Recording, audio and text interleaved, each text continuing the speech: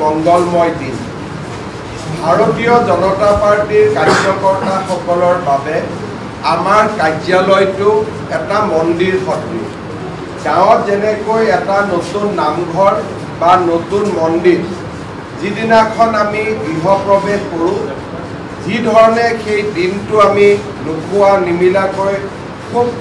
এটা পবিত্ৰ অন্তৰে সৈতে নামঘৰৰ উদ্বোধন কৰোঁ মন্দিৰৰ উদ্বোধন কৰোঁ বিজেপিৰ কাৰ্যকৰ্তাসকলৰ বাবে আমাৰ কাৰ্যালয়টো ঠিক একেই এক আধ্যাত্মিক স্থান কাৰণ ভাৰতীয় জনতা পাৰ্টি এনেকুৱা এটা দল এই দলটোৰ ওপৰত নেদেখাজনৰ আশীৰ্বাদ আছে নেদেখাজনৰ বিশ্বাস আছে কাৰণ আমি ইয়াত ৰাষ্ট্ৰ নিৰ্মাণৰ বাবে আমি এই কাৰ্যালয়ৰ পৰা আমি ৰাষ্ট্ৰৰ হকে সমৰ্পিত হৈ আমি কাম কৰোঁ তামোলপুৰৰ বাবে আজি এটা পবিত্ৰ দিন আমাৰ সকলোৰে বাবে পবিত্ৰ দিন মই আজিৰ দিনটোতে তামোলপুৰ জিলা ভাৰতীয় জনতা পাৰ্টিৰ সভাপতি ভিক্টৰ দাস আৰু প্ৰতিগৰাকী কাৰ্যকৰ্তাক মোৰ হৃদয়ৰ পৰা অভিনন্দন জ্ঞাপন কৰিছোঁ আপোনালোকে জানে তামোলপুৰ বাক্সা জিলাৰ অধীনত এটা মহকুমা আছে 2021 চনত মই তামোলপুৰলৈ আহোঁতে মোৰ মুখৰ ক'ব নোৱাৰা জিলা কৰি কোনেও দাবীও কৰা নাছিল কোনো কাগজো নাছিল কোনো পত্ৰও নাছিল খালি মোৰ মুখেদি ওলাই গ'ল যে মই তামোলপুৰত জিলা কৰি ঘূৰি গওঁতে মই ভাবিলোঁ যে মই কিয় এইটো এনাউন্স কৰি থৈ আহিম কোনো যে দাবীও নাছিল কিন্তু যি নহওক যেতিয়া কিবা এটা কথা ক'লে কাম হ'ব লাগে আজি আপোনালোকে দেখিছে যে তামোলপুৰখন কেনেকৈ ঠন ধৰি উঠিছে লাহে লাহে তামোলপুৰ জিলা হ'ল এটা সমষ্টি আছিল দুটা সমষ্টি হ'ল আৰু তামোলপুৰত জিলা উপায়ুক্ত আমাৰ মেডিকেল কলেজ আজি তামোলপুৰৰ পৰিৱেশ সম্পূৰ্ণ পৰিৱৰ্তন হ'ল অলপ আগতে মই জিলা অফিচত বহি থাকোঁতে হিচাপ কৰি আছিলোঁ যে তামোলপুৰ জিলা হোৱাৰ আগতে ইয়াত অৰুণোদয় পাইছিল 20,000 কাৰণ বাক্সা জিলাৰ পৰা এটা ভাগ ইয়াত আহিছিল এতিয়া তামোলপুৰত অৰুণোদয় পাব 60,000 তাৰমানে নিজে জিলা হোৱাৰ কাৰণে ইয়াৰ যিটো ভাগ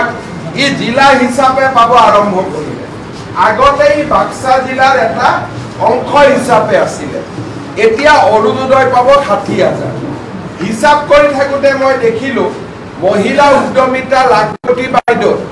দুইটা সমষ্টিত পাব এটাত 35,000 এটাত 33,000 যোৱাবাৰ জিলা নাথাকোঁতে ইয়াতে মুখ্যমন্ত্ৰীৰ আত্মনিৰ্ভৰ অসমত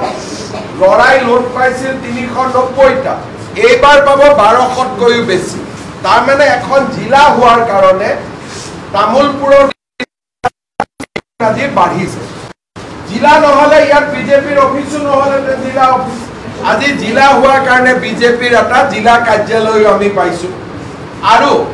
কেইটামান দিন পিছত স্বাভাৱিকতে আমি মণ্ডলতো কাৰ্যালয় নিৰ্মাণৰ কাম হাতত ল'ম যাতে আমাৰ প্ৰতিটো মণ্ডলতে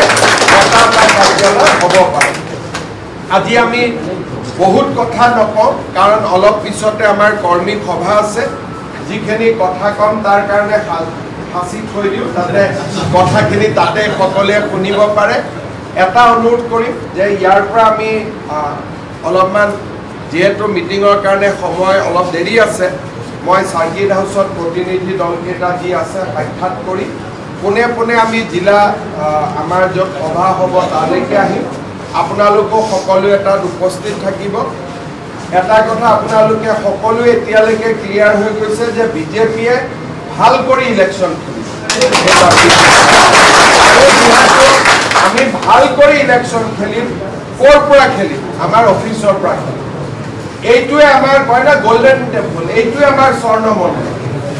মোৰ ৰিকুৱেষ্ট থাকিব কোনো মানুহে ইয়াতে যাতে আহি কোনো কাৰণতে বেয়া কাম নকৰে বেয়া কাম মানে যি কাম সমাজে ভাল নাপায় তাৰ কোনো মই ডেফিনেশ্যন নিদিওঁ দ্বিতীয়তে এই অফিচটো এনেকৈ ৰাখিব যে ৰাতি 10টা 11টা যদি মহিলা এগৰাকীয়ে ভাবে যে মই ক'ত যাওঁ বোলে বিজেপিৰ অফিচত যাম মই ইয়াৰ নিৰাপদ আমাৰ ৰাতি এজনী এগৰাকী যুৱতী ছোৱালী ক'ত আছ মাকে ফোন কৰিব যে মা মই বিজেপি অফিচত আছো তাৰমানে চিন্তা নাই বোলে মই অমুকত আছো মাকে চিন্তা কৰিব সোনকালে ঘৰত কিন্তু বিজেপি অফিচত আছে বুলি ক'লে কোনো মাকে চিন্তা নকৰে জানে ইয়াত নিৰাপদ তেনেকুৱা আমাৰ দায়িত্ব যে এগৰাকী আমাৰ মহিলা কৰ্মী যাতে 9টা 10টাতো ইয়াত আহিব পাৰে কোনো ভয় নাই তেনেকুৱা ধৰণৰ পৰিৱেশ এটা আমি নিৰ্মাণ কৰিছো আমাৰ সকলোতে এনেকুৱা হৈছে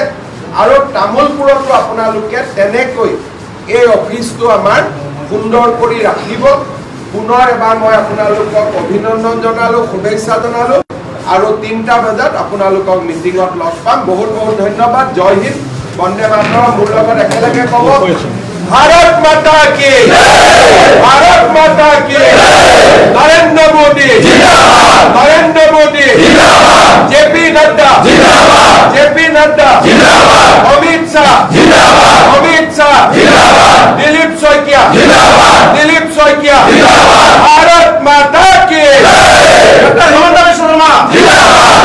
शर्मा